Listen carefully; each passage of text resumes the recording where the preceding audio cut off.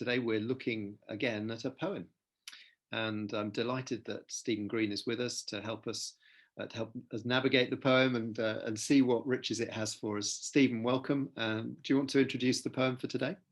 This is a poem by William Wordsworth, who was not a conventional theologian at all. He was an ordinary member of the Anglican Church, never left it.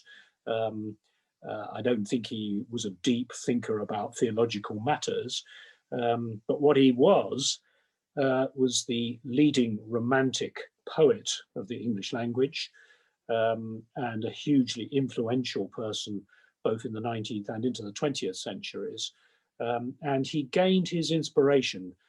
He was very clearly a religious man, and gained his inspiration very much from being in nature. And this particular poem, which Simon is going to read for us, is actually an excerpt from a longer poem known as Tintern Abbey, or Lines Composed Above Tintern Abbey.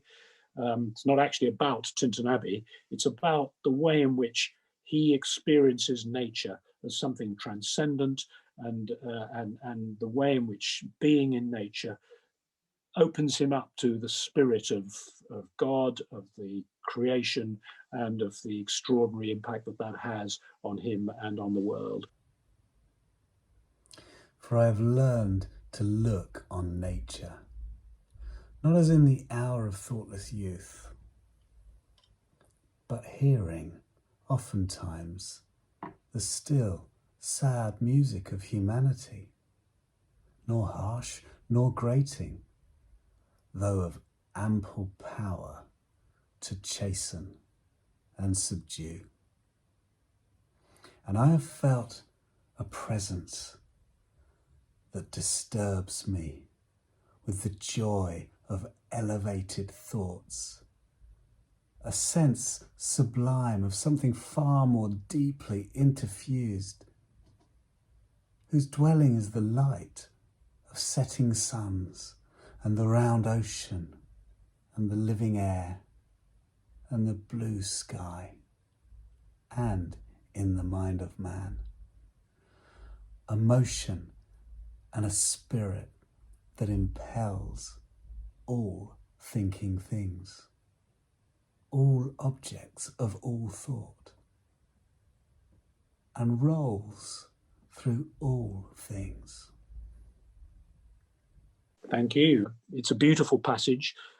It's almost too well known. For I have learned to look on nature, not as in the hour of thoughtless youth. So this is not that he was only in his late 20s, in fact, when he wrote this, so he's not looking back very far on his youth, but hearing oftentimes the still sad music of humanity. And that's a wonderful phrase, a sense that as you think about the human condition, you realize it's touched with sadness. But also, in the other side of the scales, as it were, I have felt a presence that disturbs me with the joy of elevated thoughts, the sense sublime of something far more deeply interfused, whose dwelling is the light of setting suns and the round ocean and the living air, in the mind of man, a motion and a spirit that impels all thinking things, all objects of all thought, and rolls through all things. And that to me is just a wonderful description of the universality of God's spirit. There is nowhere that isn't touched by God's spirit, and that's what Wordsworth is seeking to express. Isn't it wonderful? It's quite romantic and idealistic, though, isn't it?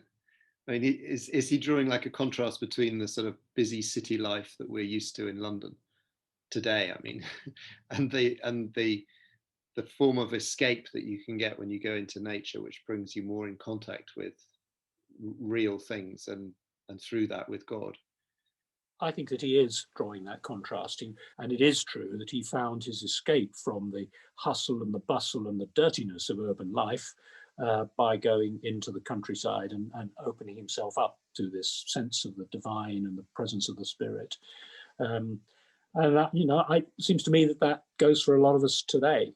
200 years later, this is still often for many people where they find their deeper peace, their inner soul searching takes place in moments of peacefulness in some lovely area of countryside. Me, I love. Some of you will know that I come from Sussex. I love walking on the South Downs, and there I get that sense of the peace and the presence of God more than I probably do in central London. Maybe that speaks to us as well about slowing down, and actually maturity comes through that ability not just to live for the present moment, which is what we're always trying to do at the moment, and actually taking a little bit of a step back and seeing God's glory around us. I think it is true that as we look back over our experience and as we move on in years, we all do that 1 year at a time, we get a better perspective, I think, on what are really important things in life. And of course, as we will all know all too well, the whole experience of the pandemic has forced us to take stock of what's important and what's less important in our lives. And in a way, that's that sense of withdrawal from the normal life into, in this case, a beautiful natural environment, so that you can be closer to the Spirit of God, is something that he clearly felt, and I think he is speaking to us today.